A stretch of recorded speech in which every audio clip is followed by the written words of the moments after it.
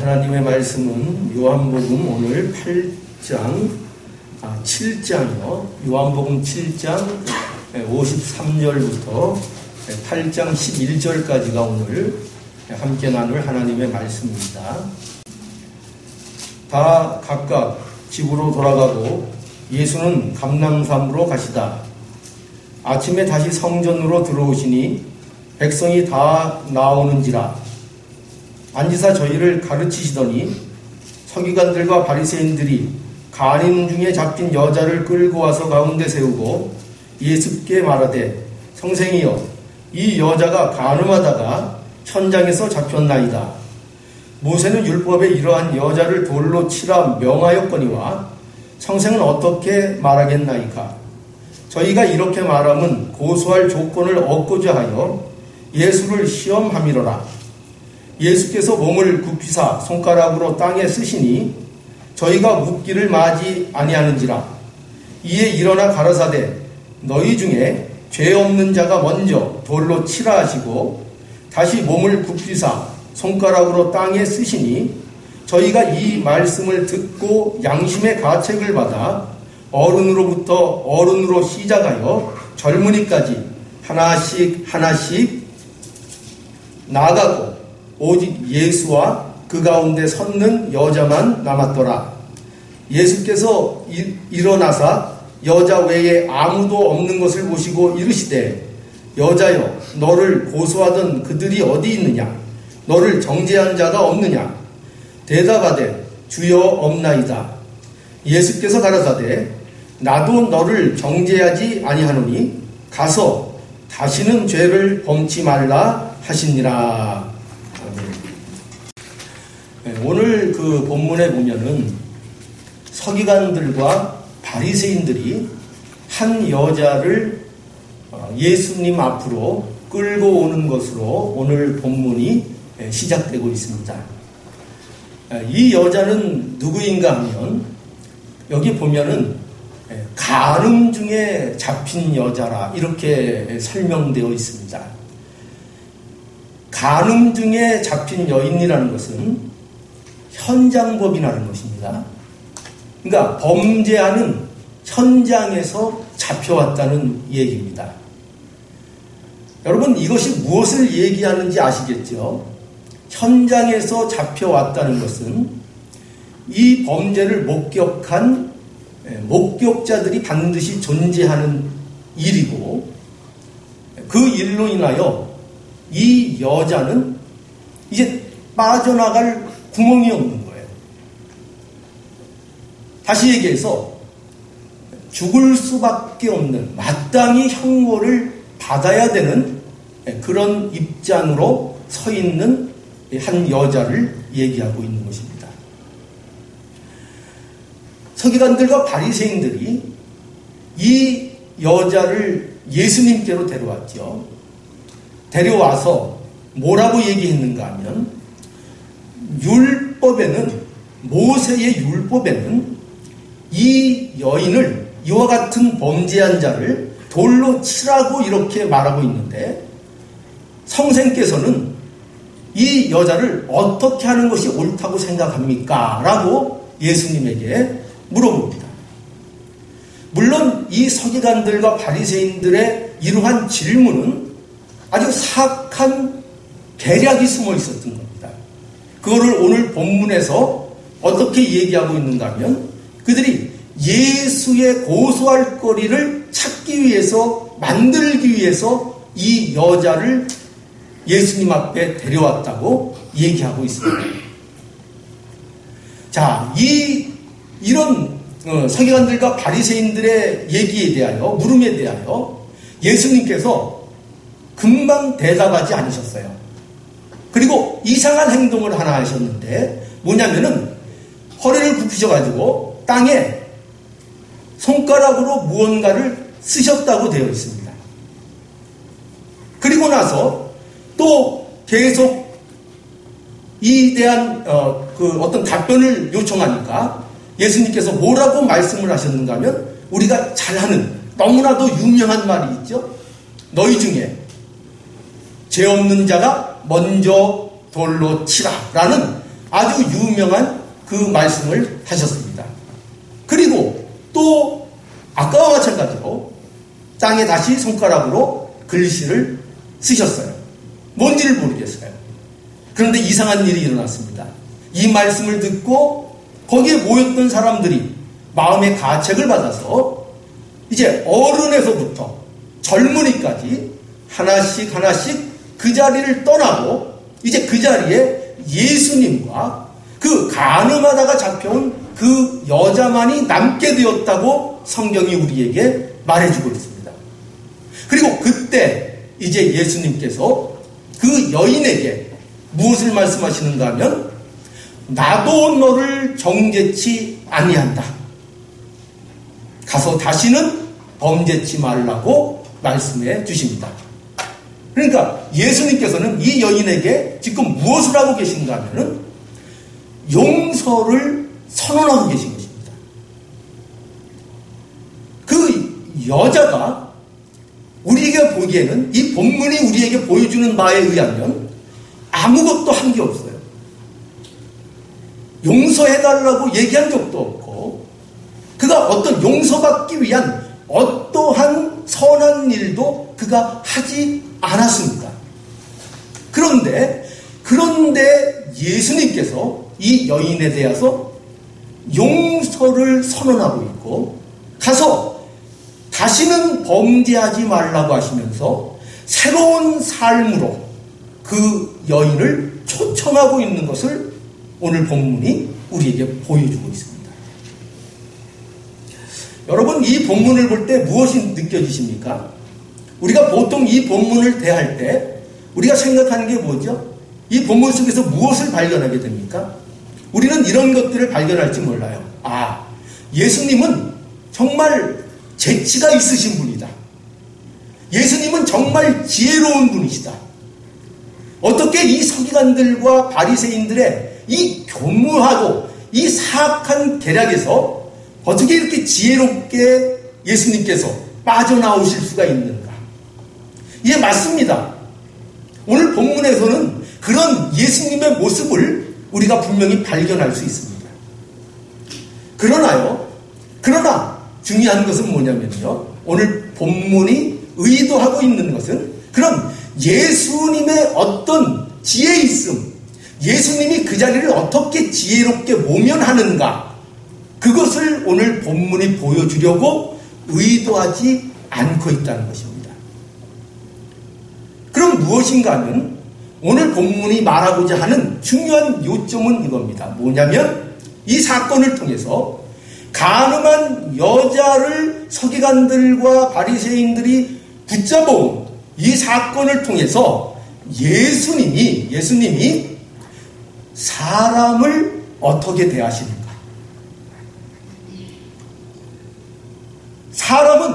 모든 사람은 하나님 앞에 죄인이라고 얘기할 수 있습니다. 그 죄인된 사람을 과연 예수님은 어떻게 대접하시는가?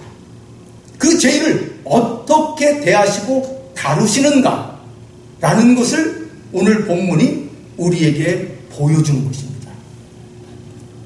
그래서 어떤 식으로 설명하고 있는가 하면요. 먼저 서기관들과 바리새인들이 모습을 통해서 이 내용을 설명하고 있는 거예요. 자, 여러분 보세요. 서기관들과 바리새인들이 한 여인을 예수님 앞으로 끌고 왔습니다. 그 여인은 간음하다가 현장에서 잡힌 여인이었습니다. 그런데요, 그 의도가 어디에 있었죠? 그것은 좋은 의도가 아니었어요. 어떤 의도였는가 하면은 예수에게서 고소할 거리를 찾기 위하여, 즉 예수님을 자기들을 이렇게 곤욕스럽게 하고 자기들의 이 쌓은 것들을 무너뜨리고 하려고 하는 그런 가르침을 하는 예수님을 어떻게 하면 고소할까, 어떻게 하면 그를 잡을 수 있을까, 이런 것을 연구하며 그것을 이루기 위하여 지금 이 서기관들과 바리새인들이 이 여자를 잡아왔다는 것입니다. 그것을 통해서 예수님을 율법으로 걸고 넘어져서 자기들의 목적을 이루려고 했던 것입니다. 어떻게 이루죠? 예수님께서 만약에 이 여인에 대하여 율법대로 돌로 치라, 만약에 그렇게 말한다면은 어떻게 그들이 예수님을 몰아갈 생각이죠? 어떻게? 지금까지 당신이 가르쳤던 게 뭐냐 이거죠. 지금까지 당신은 사랑을 가르치지 않았냐 이거죠. 용서를 가르치지 않았냐 이거죠. 그런데 그것과 왜 당신이 지금 이 자리에서 행하려고 하는 그 행동이 반대가 되느냐, 왜 이렇게 모순되는 것이냐 하면서 예수를 몰아가고 그를 함정에 빠뜨리려고 했던 것이죠. 자, 그럼 반대는 어떨까요? 반대로는 그럼 율법대로 하지 말고 용서해주라 하면은 그를 어떻게 몰아가겠죠?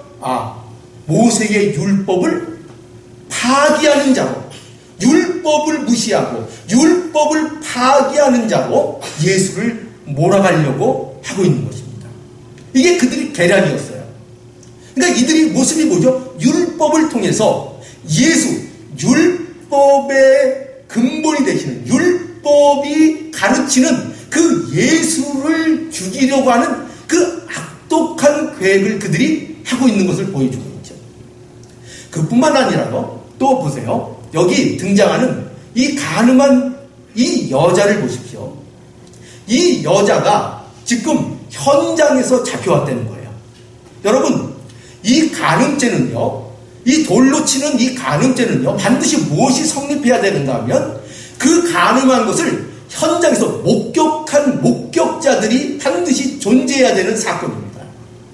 그런데 지금 그러므로 이것이 무엇을 얘기하는 건가 하면은 이 서기관들과 바리새인들은 이 여자가요 지금 간음죄를 범할 것이라는 것을 알고 있었다는 얘기예요.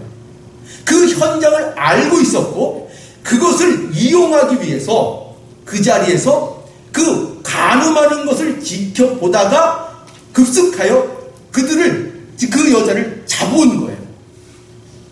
그러니까 이건 우리에게 뭘 얘기하죠? 지금 여러분 생각해 보세요. 종교 지도자는 어떠해야 합니까? 하나님의 말씀을 아는 자는 어떠해야 하는 것입니까? 그는 죄를 조장하는 자가 돼서는 안 됩니다. 그는 어떤 한 사람이 죄를 범하려고 한다면 적극적으로 그 죄를 막아서야 되는 입장에 있고 어떻게 해서든지 죄 짓기 전에 그것을 못하게 하며 그 일을 방지하고 그런 일들에 앞장서야 하는 것이 바로 종교 지도자라고 얘기할 수 있고 하나님을 바로 아는 자의 사명이라고 얘기할 수 있는 거예요. 그런데 이 서기관들과 바리새인들이 뭐를 했다고요? 다분히 여기엔 그런 것이 전제되어 있습니다. 뭐냐면 그들이 이 간음하는 이 여자를 이용하려고 했던 것입니다. 이 여자를 살리는 것에는 관심이 없어요.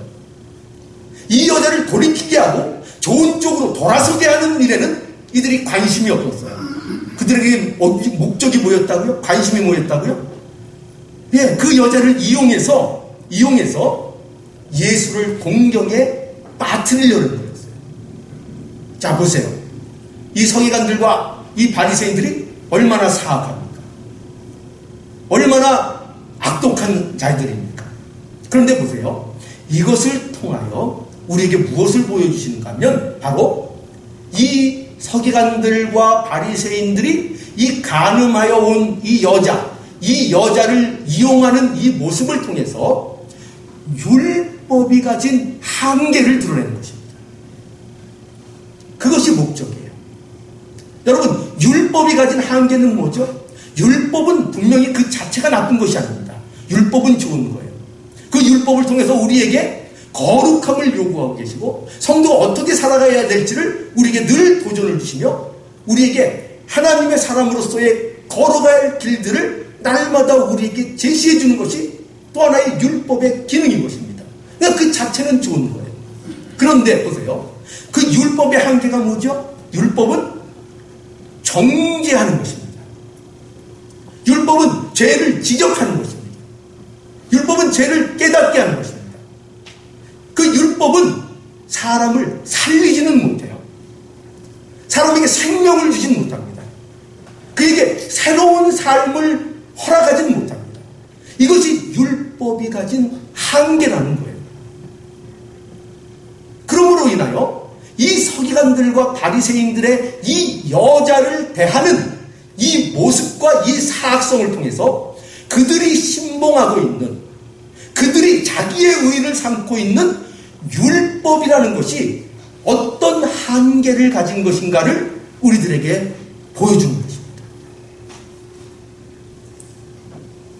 자, 그런데 보세요. 예수님은 어떻습니까? 우리는 모두 율법 아래 서 있으면 모두 정죄받고 모두 죽어야 하는, 당연히 죽어야 되는 그런 사람들인데, 예수님이 여인에게 와서 예수님께서는 이 여인을 어떻게 오늘 본문에서 대하여 주십니까? 아까도 말했듯이 뭐라고 하셨죠? 여인에게 나도 너를 정죄치 아니하노니 가서 다시는 범죄치 말라고 하시면서 이 여인에 대하여 용서의 은혜를 선언해 주셨다는 것입니다. 자, 그러면 여러분 생각해 보세요. 이 말씀을 우리가 대할 때 조금 뭔가 개운치 않은 게 있어요. 그게 뭘까요? 그건 뭐냐면, 이걸 느끼실 수 있을지 모르겠어요. 뭐냐면 바로 그러면 죄를 용납하시는가? 하나님께서 죄를 용납하시는 분인가? 아니, 예수님께서 죄를 용납하시는 분으로 우리가 생각할 수 있는가? 이런 생각을 할 수 있다는 거죠.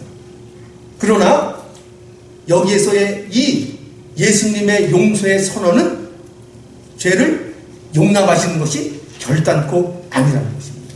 왜 그렇죠? 이거는 용납이 아니고 용서의 은혜를 베풀어 주시는 거예요. 왜 그런가 하면 이 용서에는요, 예수님이 이 여인에 대하여 나도 너를 정죄치 않는다라고 할 때의 그 정죄치 않는다는 것은 거기에는 반드시 전제되는 것이 있기 때문이에요. 여러분, 그것이 뭘까요? 바로 예수 그리스도의 십자가의 대속의 죽음입니다. 십자가가 있는 거예요. 예수님의 십자가를 근거하여 지금 용서를 선언하고 있는 것입니다. 죄를 용납하시는 게 아니에요. 여러분 한번 생각해 보십시오. 왜 십자가로 근거가 돼야 되죠? 십자가가 반드시 근거해야 그것이 죄를 참으로 용서하는 것이 되는 것이에요. 왜 그런가 하면요, 여러분 보세요. 하나님은 어떤 분이십니까? 우리가 아는 대로. 하나님 하면 어떤 분으로 우리 생각하십니까? 하나님은 우리가 잘 아는 대로 사랑의 하나님이죠. 그죠? 하나님은 사랑이십니다. 그래서 그 사랑의 하나님이시기 때문에 예수 그리스도가 용서의 은혜를 선포하는 것은 이해할 수 있어요. 그런데 또 반면에 하나님은 어떤 하나님이십니까? 하나님은 공의의 하나님이세요. 하나님은 공의의 하나님이십니다. 죄와 타협할 수 없으신 하나님이세요. 자, 그렇다면 이 여인을 용서하는 것은 그러면은 이 공의의 하나님 앞에 맞지 않는 것이 아닙니까? 근데 어떻게 용서가 가능하죠? 바로 십자가 때문이라는 것입니다. 왜냐? 십자가가 이 하나님의 공의와 하나님의 이 사랑을 동시에 충족하는 하나님의 지혜이기 때문입니다. 십자가를 통해서 하나님께서는 하나님의 사랑을 우리에게 선포하셨고, 십자가를 통해서 하나님께서는 우리의 죄를 예수 그리스도로 인하여 다 그 값을 치르게 하심으로 그 죄값을 값비싸게 지불하신 거예요. 그러니까 이 십자가를 통한 용서는 죄를 용납하는 것이 아니고 값비싼 대가를 치른 용서라는 것입니다. 그 용서를 선언하고 있는 것입니다. 자, 여러분 보세요. 그러면 우리에게 허락된 용서가 어떤 용서입니까? 말로 내가 너를 용서하겠다라는 그런 용서가 아닌 거예요. 거기에는 값비싼 대가가 있다는 것을 반드시 우리는 기억해야 할 것입니다. 어떤 대가가 치러졌다고요? 말할 수 없는 대가가 치러진 거예요. 예수 그리스도의 그 피가 그의 대가로 치러졌다는 것입니다. 그것을 통하여 우리에게 용서가 선언되고 있는 것입니다. 자, 그래서 우리는 죄사함을 받았어요. 이 여인도 마땅히 죽어야 될 여인인데 현장에서 잡혔다 그랬잖아요. 빠져나갈 구멍이 없는 죄인이잖아요. 근데 그 여자에게 용서를 선언하셨고 그것을 통하여 하나님께서 우리 인생에게 빠져나갈 구멍이 없는 죄인인 우리 인생들을 예수 그리스도 안에서 용서를 선언하셨다고 선포하고 계신 것입니다. 뭐 안에서요? 예수 그리스도의 십자가 안에서요. 우리는 용서함을 받았어요. 모두 용서함을 받았어요. 그런데요, 중요한 건 또 지금부터입니다. 뭐냐면 이 용서함을 받은 것으로 끝나면 안 됩니다. 잘못하면 이 용서 받았다 여기로 끝나면 문제가 될 수 있어요. 자, 예수님께서는 그 여인에게 이게 용서를 선언하시고 그 다음에 또 무엇을 선언해 주십니까? 그 뒤에 뭐라고 되어 있죠? 가서 뭐라고 하십니까? 가서 다시는 범죄치 말라고 말씀하고 있잖아요. 가서 다시는 범죄치 말라는 것입니다.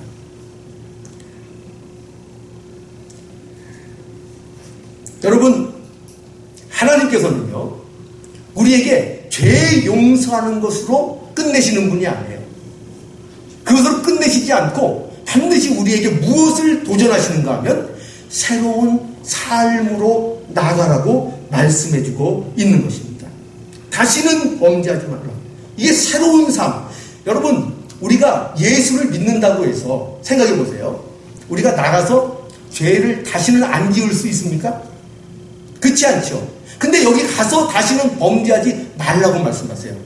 이 말은 곧 어떤 의미인가 하면은 너희들이 용서함을 받았지만 또 나가면 죄를 질 수 있다는 거예요. 너희들이 하나님 앞에 근본적인 용서를 받았지만 세상을 살아갈 때에 그리스도인으로 살아가지만 은혜를 입었지만 그렇지만 그럼에도 불구하고 또 너희들이 살면서 죄를 질 수 있다는 거예요. 그런데 중요한 건 뭐냐면 그럼에도 불구하고 내가 용서함을 받았기 때문에 새 삶을 살아야 한다는 것을 얘기하고 있는 거예요. 그러니까 이 말씀은 새로운 삶으로 나가야 될 것을 초청하고 계신 거예요. 근데 여러분, 재밌는 건 이거예요. 보세요. 순서가 우리의 예상을 깬다는 것입니다. 어떤 예상을 깨죠? 우리는 보통 어떻게 생각합니까? 우리 인간적인 생각이나 세상적인 원리를 보면 이렇게 되면은 맞을 것 같아요. 네가 죄를 짓지 않으면 그러면 내가 너를 용서하겠다. 우리 보통 그렇게 생각할 수 있죠. 우리가 누구를 용서한다고 할 때, 누구에게 용서를 선언한다고 할 때 우리는 이러한 원리에 익숙해 있어요. 그죠? 네가 그래 앞으로 잘하면 용서해 줄게. 앞으로 잘하는 거 봐서 내가 용서해 줄게. 그런데 놀랍게도 성경은, 예수님은 여인에게 용서를 선언하실 때 그렇게 말씀 안 하셨다는 거예요. 순서가 바뀌어 있는 걸 보게 돼요. 어떻게 돼 있죠? 용서를 먼저 선언하세요. 용서를. 내가 너를 용서한다. 그리고 그 용서를 근거로 해서 새로운 삶을 요구하고 계시다는 거예요. 놀랍죠? 십자가를 통하여 공의와 은혜를 그 하나님의 사랑을 충족하여 너에게 용서를 선언한다. 너는 용서받았다. 넌 용서받은 자다. 너는 죄 없다. 라고 선언하시고, 그리고 그렇기 때문에 너는 나로부터 죄를 용서받은 자이기 때문에 나가서 앞으로 죄 짓지 말고 새로운 삶을 살아라. 이렇게 요구하고 계신다는 것입니다. 그게 우리에게 요구된 삶이에요. 우리는 죄를 짓지 않기 위하여 하나님의 말씀에 순종하며 거룩한 삶을 살려고 오늘 우리의 삶 속에서 노력하며 애쓰며 순종하는 삶을 살아가야 됩니다. 그 이유가 뭐여야 된다고요? 그것을 통해서 뭐를 더 얻어내려는 목적보다 그것이 바로 용서받은 자이기 때문에 하는 것이 되어야 한다는 것입니다. 용서받았기 때문에. 하나님께서요, 우리에게 요구하는 모든 내용들은 바로 이걸 전제하는 거예요. 뭘 전제했다고요? 너 용서받았다. 너 제사함 받았다. 너는 내가 의인이라고 쳐준다. 의인이라고 내가 의인의 옷을 입혀준다. 그러니 의인답게 살아라. 이렇게 우리에게 오늘도 요구하고 계시다는 것입니다. 자, 여러분, 이러한 말씀들을 통해서요, 우리가 무엇을 알게 되는가 하면요, 역시 이거를 우리는 확인하지 않을 수 없어요. 뭐냐면요, 모든 사람들은요, 잘나 보이기도 하고, 뭐 어떤 사람은 지혜로워 보이기도 하고, 별의별 사람들이 다 있지만요, 모든 사람들은 하나님 앞에 죄인이라는 사실을 우리는 인정해야 하는 것입니다. 저희가 묻기를 맞이 아니하는지라 이에 일어나 가라사대 너희 중에 죄 없는 자가 먼저 돌로 치라. 이렇게 하셨죠. 말씀하셨죠. 자, 죄 없는 자가 먼저 돌로 치라 할 때 이 말을 듣고 지금 하나둘 이 자리를 어른으로부터 젊은이까지 떠나갔습니다. 그러니까 분명한 것은 이들이 이 말씀을 통하여 그들이 가책을 느꼈다는 거예요. 가책을.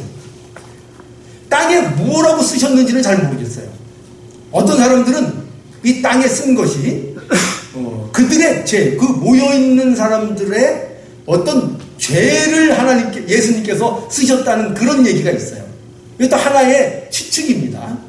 또 어떤 사람들은 그게 아니고 그저 예수님께서 단순히 시간을 끄신 거라고 하는 학자도 있어요. 어떤 시간? 그 모인 무리들로부터 생각할 시간을 주신 거라, 이렇게 얘기하는 사람들도 있습니다. 근데 이유는 정확하게 알 수 없어요. 여러분 하나님 앞에 다음에 가시면 물어볼 궁금한 것들 좀 있으시죠? 있으세요? 없으세요? 있으시죠? 그 중에 저도 있는데 그 중에 하나가 요거예요. 뭐냐면, 하나님, 그때 그 왜 가늠한 여자 이렇게 끌려왔을 때요. 그때 예수님께서 땅바닥에 그 쓰신 거 그거 뭐였어요? 그 여러 사람들이 이렇다 저렇다 칙칙들 많이 하는데 정말 뭐였어요? 한번 정말 궁금해요. 하나님 앞에 가면 한번 여쭤보고 싶은 그 내용입니다. 어쨌든 중요한 건 뭐냐? 그 자리에 모였던 사람들이 뭐를 느꼈다는 거예요? 예수님의 말씀을 통하여, 예수님의 이 행동을 통하여 그들이 찔림을 얻었다는 거예요. 양심의 가책을 느꼈다는 거예요. 자, 이게 우리에게 무엇을 얘기합니까? 모두가, 그 자리에 모였던 모두가 죄의 문제에 대하여 자유롭지 않았다는 얘기예요. 자유롭지 않았다는 거예요. 여러분, 이 가늠한 여인은 물론 죄인이었습니다. 물론 죽어마땅한 죄인이었습니다. 그러면 그 자리에 모였던, 둘러싸서 돌로 그 여자를 치려고 했던 그 무리들은 죄인이 아니었을까요? 그들은 괜찮은 자들이었을까요? 아니요. 아니면 그 가늠한 여인을 예수께 끌고 와서 그렇게 정죄하고 있는 서기관들과 바리새인들은 여러분 어떨까요? 그들은요, 사실 이 가늠에다 잡혀온 여자보다 더 악독하고 더 사악한 자들이었어요. 사실은. 여러분, 세상에는요, 죄인만 있어요. 근데 어떤 죄인이 있느냐? 하나는 그 죄가 드러난 죄인이 있어요. 그리고 대부분의 사람들은, 대부분 점잖은 모습으로 살고 있는 대부분의 사람들은 그저 들키지 않은 죄를 갖고 있을 뿐이에요. 무슨 의미인지 아시겠죠? 모두가 죄인입니다. 그 안에 모두 사악한 것들을 담고 있어요. 이 가늠한 여인은 지금 그 드러난 죄로 인하여 잡혀온 것입니다. 여러분, 이게 뭘 얘기하죠? 죄를 져도 괜찮다는 얘기가 아니에요. 이 여인의 죄를 합리화시키려는 것이 아닙니다. 무엇을 얘기하려고요?